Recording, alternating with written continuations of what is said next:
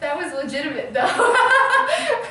I paint music and I hear colors and I hear music and I paint colors. Does that make sense?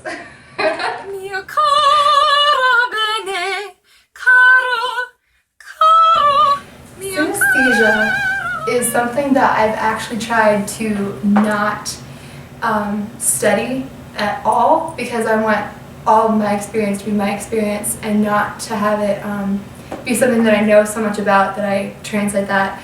My mind makes that what I'm actually seeing. But synesthesia is when two of your senses are crossed. So I hear colors and letters and numbers and some names and timbres of voices have color to me.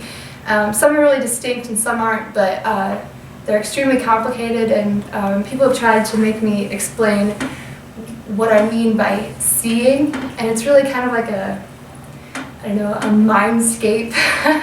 So there'll be a piece like something B minor, and it's going to be blood red, but if a girl's choir singing it, and there's going to be like a pastel tone usually put on that, and if there's somebody sticking out, then there could be a certain other color later on top of that.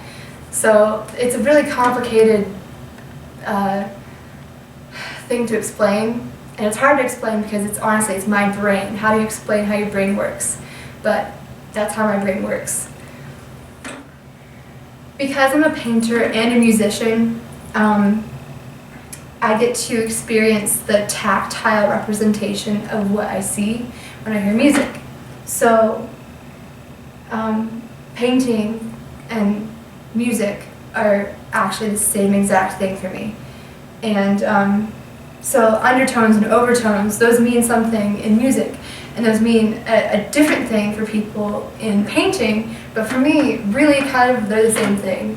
Overtones of a color, like the overtones with the yellow, that's the same as having a tenor that's really bright and but still mellow, soaring over the choir. It's all related in my head.